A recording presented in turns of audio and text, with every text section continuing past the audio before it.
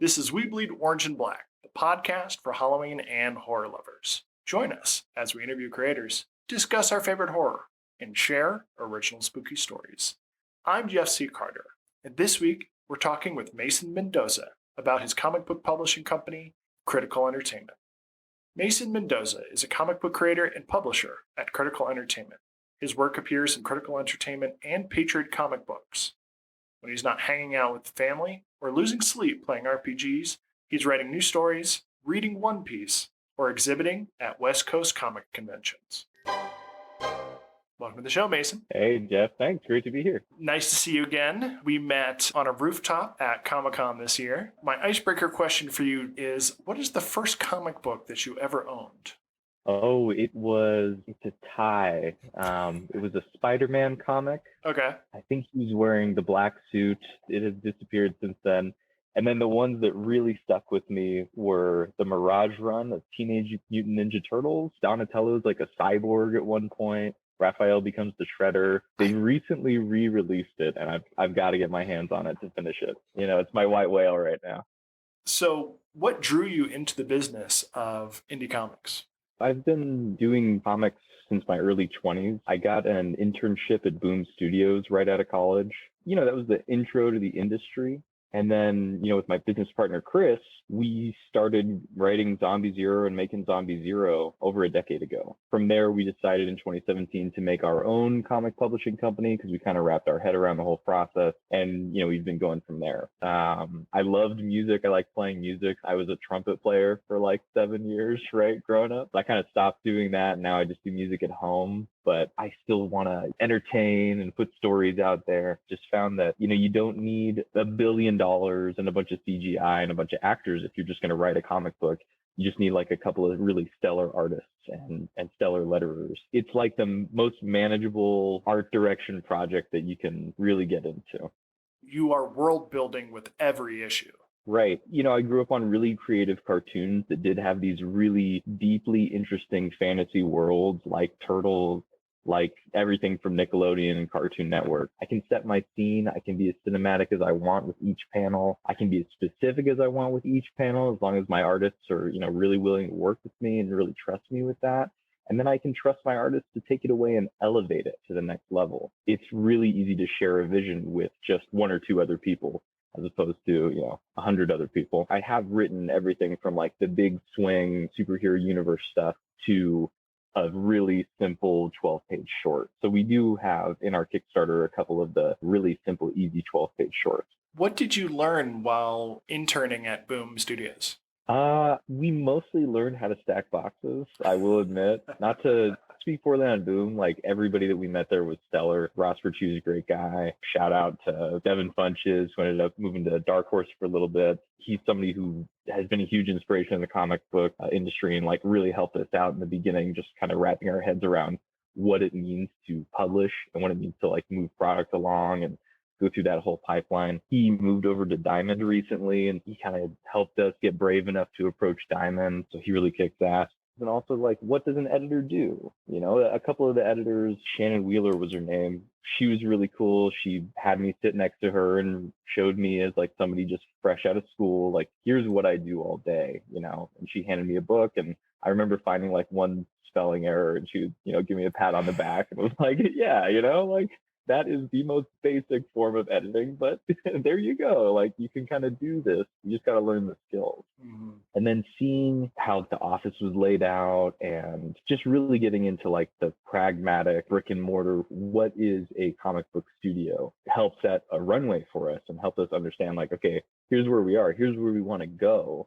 They were pretty small at the time. This was before they had the Adventure Time franchise. And by pretty small, I mean like still larger than we are now. But they had just gotten the Adventure Time franchise. So that was another thing where it was like, oh, if we want to go to the next level later on, if we want to go 18 steps down the road, that 19th step is find a franchise that'll also help kind of elevate the company. Right now, Chris and I are dancing around a lot of that stuff. And we're starting to reach out to other indie writers to publish their stuff when we've mostly published our own stuff. So to bring it all back, Boom really helped me all the way to this day draw the map of how do we get to where we want to be later on. That was then. This is now. What is your perspective on the current landscape of the comic book industry? I think that technology is trying to replace the print industry as it has for a lot of other industries. They're kind of figuring out streaming of comic books right now. And I think that that's going to upset a lot of people. And I think that's going to shake up a lot too. But the difference there is it is tough to have that DVD rack. It's not that hard to have that long box in your house. And not only that, but the collector value of print comic books is never going to go away. To bring it back to our Kickstarter, like we are releasing some really, really rare Zombie Zero ash cans. This is the stuff that we had at our very first convention that we were handing out for free, and we're putting it out there in our Kickstarter. When Zombie Zero becomes a movie, that stuff might be kind of valuable. It's not necessarily the same for other entertainment industries where those things are just going to kind of evaporate. So yeah, the industry is taking some interesting turns. I think that the fact that we have a nice bow on the MCU and that they're kind of floundering a little bit, no offense to Marvel or anything, but they're still trying to find their footing after an incredible decade. There's more space in the field for small companies like Critical Entertainment and for guys like Curtis Cloud to step up and start knocking some out of the park. The industry on a whole, it's definitely evolving right now. It's a lot of people and a lot of major companies are doing Kickstarters. And it's like, this is crowdfunding. Back in the day, this is like busking. Like people would be like, oh, you're doing a Kickstarter? Shame on you. Now it's like, no, you're not doing a Kickstarter? What are you, an idiot? Like that's how you're going to reach your overseas audience. That's how you're going to get your books onto this amazing platform of fans who are just looking for new stuff and just want to support people and are willing to throw extra dollars at your product. Wow, thanks Kickstarter people. That's like they don't call you a backer for nothing. So yeah, I don't know. How are you feeling about the industry? That is kind of a broad question. I know that comicsology is a big force in this evolution, Mm-hmm. but then you also hear about the backlash of people who are tired of everything being some online library that can vanish in the blink of an eye, or Mm-hmm. Paramount Plus Plus goes away, and then all of a sudden all the stuff you paid for is gone. There is some effort to get back into physical media. You Yeah. own the thing you can hold in your hand. While there are some people like Comixology who I think are doing it in not necessarily the wrong way, but not the most beneficial way to everybody, I do see other people like Global Comics who are stepping out and really focusing on indie creators and really putting indie stuff out there. On that note, what advice would you give for creators interested in working in comics? I would say most important thing is finish your book. Even if you're only drawing a page a week, even if you're only writing a page a week, finish your book. And then, the next piece of advice, find your local convention. If it's a small comic shop's free comic book day, or it's something like Long Beach Comic Con or like a larger convention, try to get an artist alley booth. That would be the next step once you finish your stuff. Because from the artist alley booth, you're going to have the opportunity to actually talk to fans and learn how to speak about your product, right? You're going to learn how to talk about your book. And then from there, like, do the Kickstarter early. Don't wait. Even if you're not finished with the book, do the Kickstarter. We're fools for doing our first Kickstarter now 12 years down the road. And then once you have your Kickstarter, once you're at some booths, once you've got some books out there, hopefully you'll find some representation, and hopefully they'll start to kind of guide you towards guys like Image and those bigger publishers. And then last piece of advice is don't feel like you can't reach out to me on Instagram and I can try to see where you're at and help you move along. I love talking to people who are doing this and trying to point them in the right direction.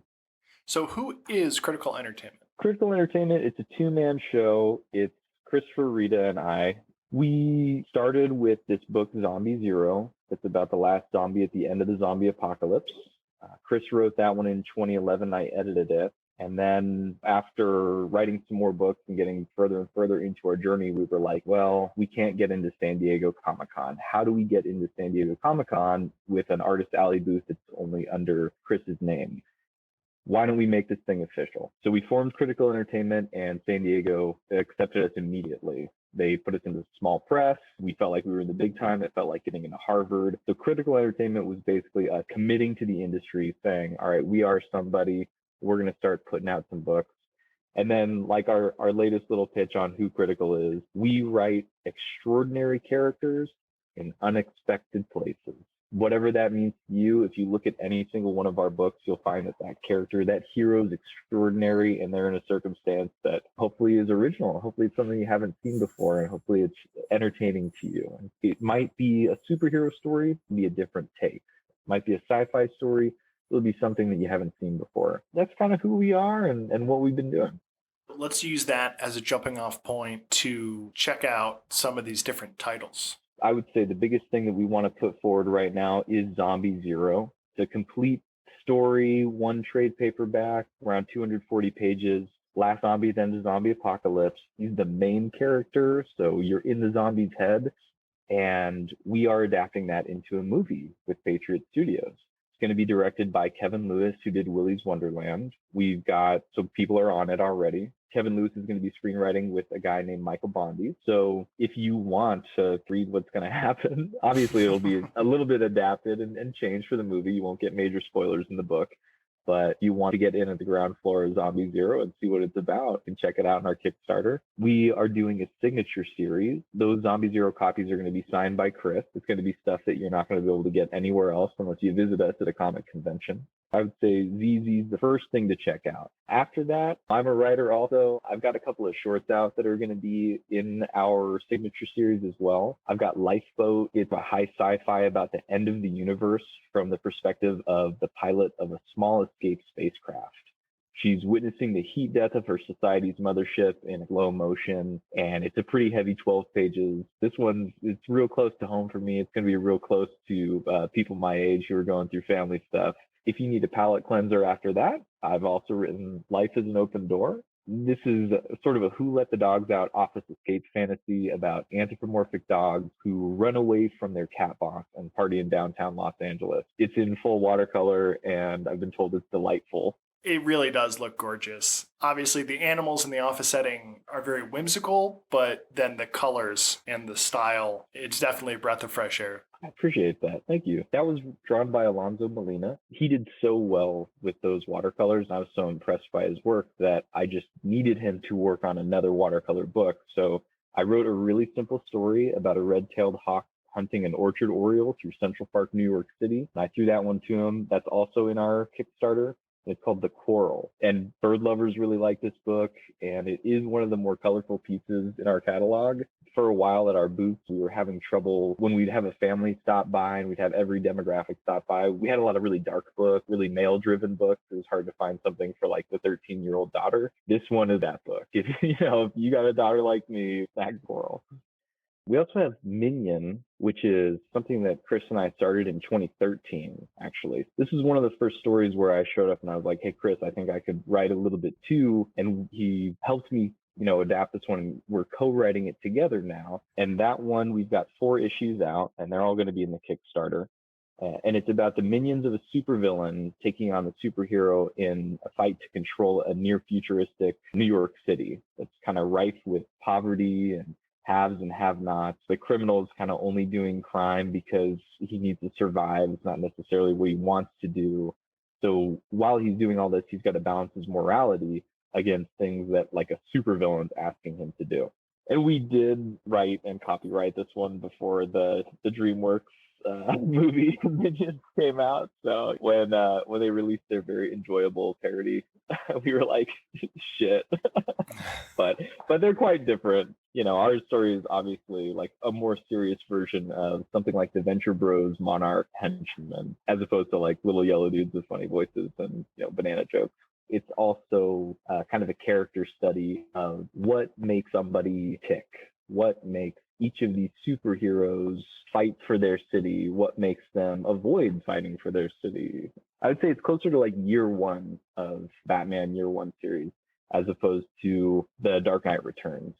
Something we did with the police force in our like New Manhattan city in Minion is, number one, since it's so like haves and have-nots, there's not a lot of money going to the police force. Most people will make more money. A lot of the authority figures that you'll see in Minion are going to be like private security. And there are about 2 people in the NYPD of the future, because everyone else is thinking, we've got this state-funded superhero. Why don't they just handle all these crimes? Why am I going to put myself in danger? Let's just make this superhero do it. And so our superhero is named Captain Cool, and that's kind of his burden is, God, I'm one guy, and yeah, I can take a bullet. So of course, it's my responsibility to step in and do this. But he's so spread thin, he's got to protect the entire city. So of course, then who does he wind up protecting? Well, who is he paid to protect? And it's all kind of about like how this money cycle really only has him in one place while crime is like rife everywhere else. So our take is the two cops who are on the job are really just dudes who are doing it out of the good of their hearts. One of them's a rookie detective who is our foil to our main character. If our main character had the ability to join the police force and go through police academy and all that stuff, maybe he would be a little bit more like this guy, but he's not. He's stuck on the other side of things. And then we've got his mentor figure. He's been around forever. He smokes on the job. He drinks on the job. He's kind of like the funny cop, but he's the only guy that Captain Cool trusts when it comes to things like a secret identity and knowing how to deal with this supervillain. It's a very cool take on the superhero stuff, and I love that ground level view. Let's jump into some sci-fi stuff. Tell me about some of your sci-fi titles.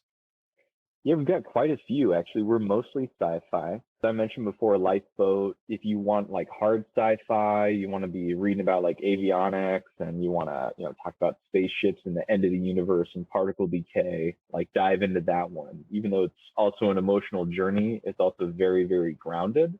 If you want like a little bit more fantasy sci-fi, in our Kickstarter, we've got a full graphic novel called Space Dragon, and that is about a massive space kaiju jumping from planet to planet, absorbing water sources. And it's kind of a lonely journey being a giant space monster, jumping off of planets, pushing them away like they're beach balls or something like that as he's making these huge leaps. It's also a little bit about like, okay, what are we doing to our environment by just sapping all the resources? Can we really just sap Earth and move on, right?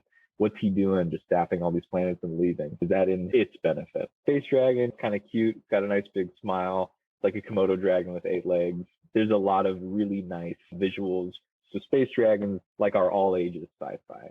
And then we've also got Planetary Expansion, and that's about a colony ship leaving Earth to find another Earth-like planet. Passengers and crew are 1,000 people. And it's about, what it would be like to be on a long and dangerous space journey in this crowded room. It opens with an outlaw and how he's running from the mob and he's kind of a stowaway on board. But we also talk about the lead scientist who her dad funded the whole project. And so she's just trying to keep the thing together. We've got the corporate guy who's her brother who's helping run the show as far as the economic wise. And then there's a little bit more unexpected characters like twins who one wants to go on the ship and one wants to stay on Earth. And obviously you can't separate them. We've got the NBA player who's at the height of his career. And he just says, I won this lottery. I have the opportunity to go look for another Earth-like planet. So I'm going to go. We've got the high school kid who's trying to find love on board. So this one's our ensemble piece sci-fi. It's about the community psychology and how everybody affects each other in these small ways. Nice.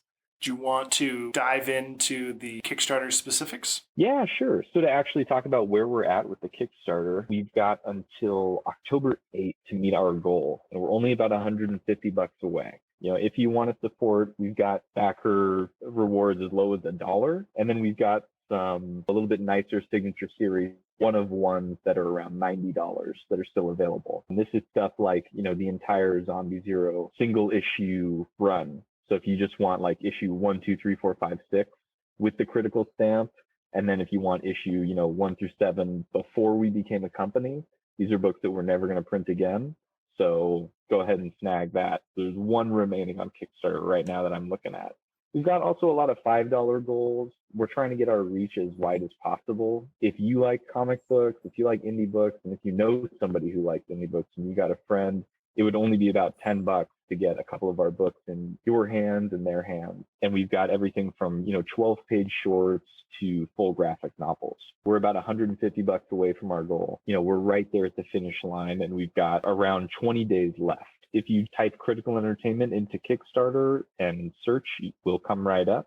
You can see a really dorky video of Chris and I talking about our stuff. That's kind of I thought humbling. It was a nice video. Thank you. You guys are great.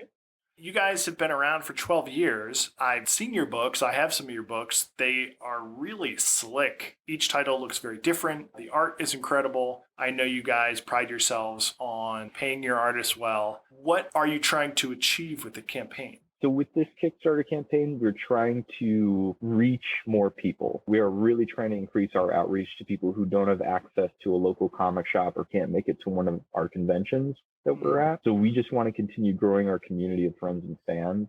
It's not so much like you can see, our entire goal is only $2,500. It's not that big. We're not trying to hit $100,000 or $50,000 like some people are trying to hit. We're just trying to get smaller transactions and as many as we possibly can because we're shouting, hey, we're here. Stop by, get to know who we are. And then, with our next Kickstarter, I'll make sure to set the amount at $1 million and we can go from there. Sure. What are the stretch goals for this campaign? They're mostly signed cards. So we did this really cool thing where we printed professionally done images from our book and we signed them personally. I've, only signed X amount and they've got covers from some of our books. They've got some really nice internal art from some of our books. And they're these really nice perks that if we hit further than we're hoping to get, you get a little extra something to put on your desk or to, put on your wall or your card collection. Where can people find you and Critical Entertainment and the Kickstarter online? The Kickstarter is just search Critical Entertainment, will come right up. If you want to go to our website, we've got links to the Kickstarter and to our Instagram and TikTok and YouTube and all of our stuff at criticalentertainmentla.com. We've also got at Critical Entertainment for Instagram. I'm Mason Critical Entertainment on Instagram. You can find me and all of our stuff through there. On Global Comics and Comixology, again, just search our name and you'll find us. Well, Mason, thank you for being so nice to me at Comic-Con and letting me cut you in line at the bar. It was really cool to swing by your booth and see your stuff. And now to see you just carrying it forward is really inspiring. Thank you so much for your time, Jeff. I really appreciate you. Please subscribe and follow. Links are in the show notes. You can find me at jeffccarter.com and hit the link to pick up my collection. We Bleed Orange and Black, 31 fun-sized tales for Halloween. Until next time, stay spooktacular.